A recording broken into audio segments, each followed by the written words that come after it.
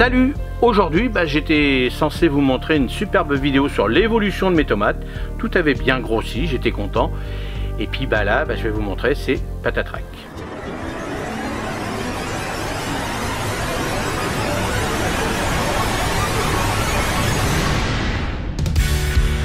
Vous le savez, la semaine dernière, on était super contents. Nos grosses tomates anciennes commençaient enfin à rougir.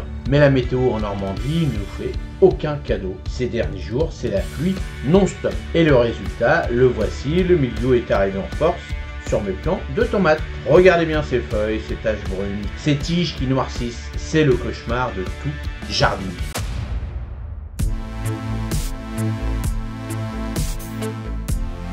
Alors le mildiou, qu'est-ce que c'est? C'est un champignon redoutable qui se développe avec l'humidité persistante et une chaleur modérée. La pluie, les feuilles qui restent mouillées, c'est son paradis. La première chose à faire, et je l'ai déjà commencé, c'est de limiter l'humidité. Je vais rabaisser mon plastique au maximum pour protéger mes plants de la pluie directe. C'est déjà fait pour certains côtés et je vais m'assurer de le faire complètement tout en laissant de l'air passer en bord. Car oui, l'aération est cruciale. Il ne faut surtout pas confiner l'humidité. Ensuite, l'étape la plus difficile, il faut retirer toutes les feuilles et les branches atteintes. Je vais couper toutes les parties avec ces taches brunes, même si ça fait mal au cœur de voir mes plants se dégarnir. Attention, il est vital de mettre ces déchets au compost. Il faut les mettre à la poubelle bien isolés, car le champignon, il court partout.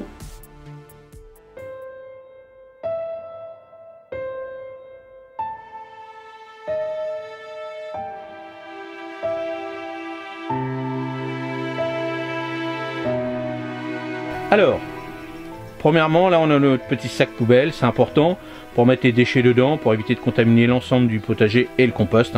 Faut mieux éviter de remettre ces tiges là dans le compost. Donc moi je vais les mettre là dans le sac, je les mettrai à la déchetterie. Là on prend des gants, un sécateur bien propre, bien net. Bon, à fur et à mesure qu'on va tailler, il n'y aura pas besoin de nettoyer puisque toutes les tomates sont contaminées, donc il n'y a pas de souci. Mais au cas où, si vraiment vous avez fini de couper, là vous leur nettoyez bien. Si vous devez couper des parties propres dans l'ensemble du jardin, là vous nettoierez bien à chaque fois votre sécateur avec de l'alcool, un petit chiffon et de l'alcool à brûler à 90 ou 70, c'est très bien. Là on y va, on attaque. Donc là on examine complètement le pied, puis là on a examiné. Alors à mon avis celui-ci on va lui laisser les fruits, voir ce que ça donne, mais le pied est complètement abîmé, franchement là c'est vraiment pas beau du tout. Donc là on n'a pas le choix, on verra bien. C'est normalement une petite variété de marmande.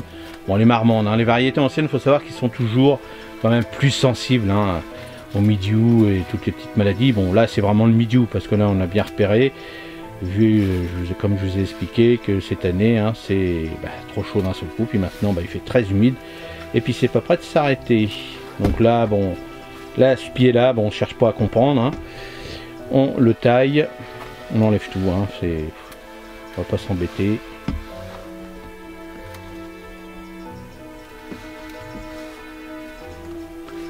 Voilà, on va même supprimer les petits bouquets de fleurs, voilà, au-dessus de celui-là. Là, vous avez vu, là la tige est vraiment noire, donc en dessous le noir, on va couper là pour limiter, pour laisser mûrir si on a une chance de récupérer quelques tomates.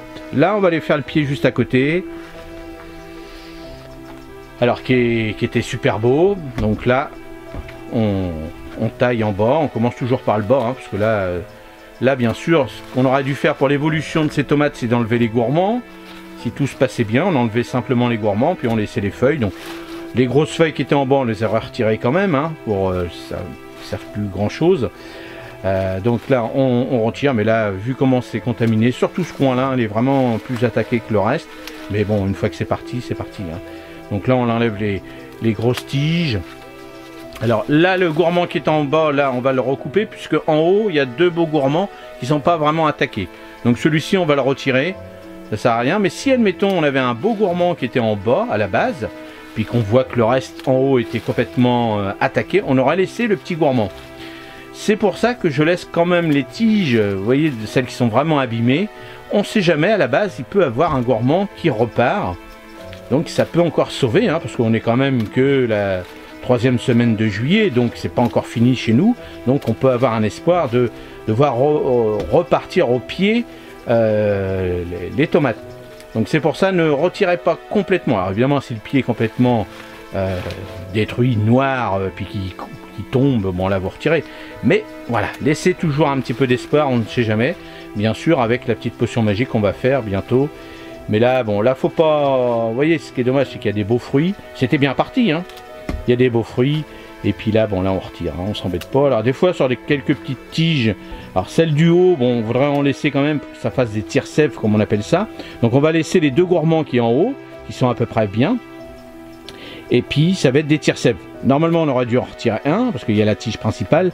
Mais bon, voilà, on va laisser. Et des fois sur les petites tiges, on enlève quelques feuilles dessus. Bon là on va bien pulvériser dessus, hein, ce qu'on va mettre. Et voilà, déjà on a déjà fait ça. Donc bien sûr, on va faire l'ensemble de la planche. Vous voyez, je vais vous montrer la planche, hein. Là on va faire l'ensemble, on va vérifier tout partout. Vous voyez, là celle-ci est encore attaquée. Donc on va faire pareil. Mais là je vais vous montrer simplement sur 2 pieds déjà comment on va faire. Maintenant on va appliquer le traitement.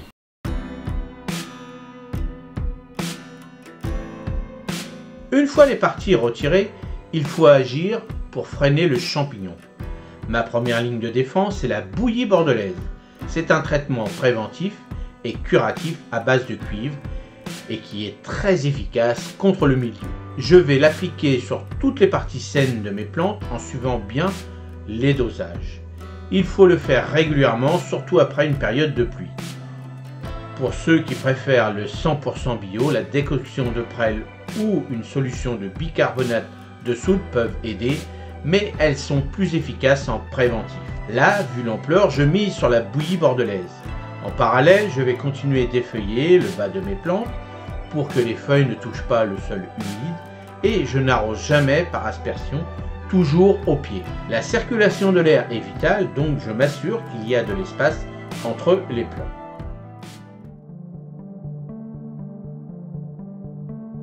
Alors là, on va mettre de la bouillie bordelaise. On pourrait faire autre chose, comme je vous ai expliqué, mais là c'est quand même mieux pour moi de la bouillie bordelaise, parce que là c'est vraiment attaqué. Donc là, on va mettre, en fonction du paquet que vous allez acheter de bouillie bordelaise, moi on préconise par rapport à la marque que j'ai acheté, 25 grammes par litre. Donc là, on va mettre l'équivalent de 4 petites cuillères comme j'ai là, ici, parce que je vais mettre 2 litres. Parce que s'il me reste un petit peu plus pour les tomates, j'en mettrai un peu sur d'autres produits, là ça sera en préventif. Donc un pulvérisateur et puis une bonne marque, hein. Achetez de la bonne marque, hein, de bouillie bordelaise, achetez pas du premier prix. Voilà, donc on met dedans, donc on va faire après, on va bien mélanger, hein. Donc on va fermer notre pulvérisateur et puis on va bien fermer, on va bien secouer pour bien que la matière aille partout et puis après on va pulvériser et je vais vous montrer comment on fait. Alors là on y va, on attaque, donc on commence par le haut, hein, comme ça va couler correctement. Donc on fait déjà un premier passage, donc l'avantage de celui-ci, c'est qu'il y a un colorant bleu, donc comme ça on le voit bien, parce qu'il existe de la bouillie bordelaise blanche, mais prenez un colorant bleu, c'est quand même mieux, comme ça on voit bien où on a mis la bouillie bordelaise. Donc, on en met partout, faut que ça dégouline, hein, là, parce que là vraiment, c'est vraiment impacté, donc faut que ça dégouline vraiment, faut qu'on remplisse, hein, complètement tout, le feuillage soit complètement bleu. Hein, je vous ai montré là sur une petite Saint-Pierre qui était un peu moins attaquée, parce que les autres sont vraiment attaqués, il n'y a plus beaucoup de fleurs, de feuilles plutôt.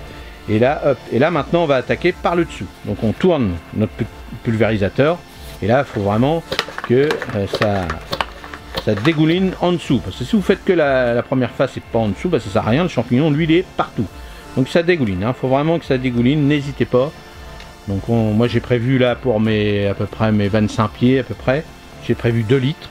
Hein, donc normalement ça devrait être suffisant. Mais bon, normalement c'est 1 litre pour 10 mètres carrés.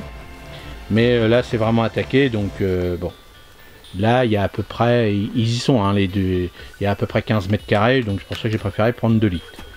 Et vous voyez là c'est vraiment bleu, hein, n'hésitez pas, là il faut vraiment en mettre, si vous êtes dans ma situation.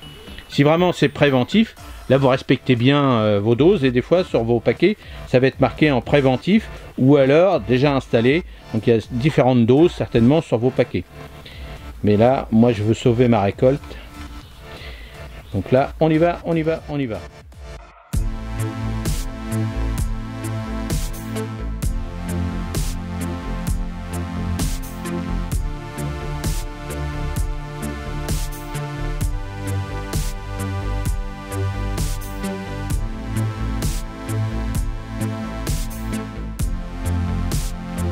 Alors voilà, bon, on va pas baisser les bras, on va essayer de rattraper le coup. Bon, il n'y a pas de raison, de toute façon, on n'a plus le choix, maintenant c'est vraiment attaquer. Hein. N'oubliez pas, je suis en Normandie. Apparemment, j'ai regardé dans la carte de France où là, les pluies arrivent un peu partout. Le gros problème, c'est la baisse des températures, et ça, on a tous eu la même chose dans nos régions.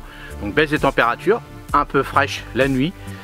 Bah, là, les champignons, ils sont là, hein. Donc faites gaffe, regardez bien vos météos. Mais bon, on verra bien. Vous avez vu, j'ai des belles grappes quand même. J'ai déjà mangé une petite salade de tomates speedy quand même. Ça va sauver un peu les meubles. Mais bon, c'est quand même dommage. Mais c'est comme ça. Ne vous inquiétez pas, on va trouver des solutions. Plus important, je répète encore un petit truc. Ne coupez pas totalement votre pied, sauf si vraiment il est creux, dégueulasse en bas. Laissez quand même. On a l'espoir que ça repart à la base. Et là, on pourra sauver les meubles. Parce qu'on a encore tout le mois d'août, tout le mois de septembre pour refaire un peu de tomates. On verra bien. Allez, j'espère que pour vous ça va. Est-ce que vous avez du mildiou? Comment vous allez faire? Est-ce que vous pensez en avoir? Regardez bien la météo, on ne sait jamais.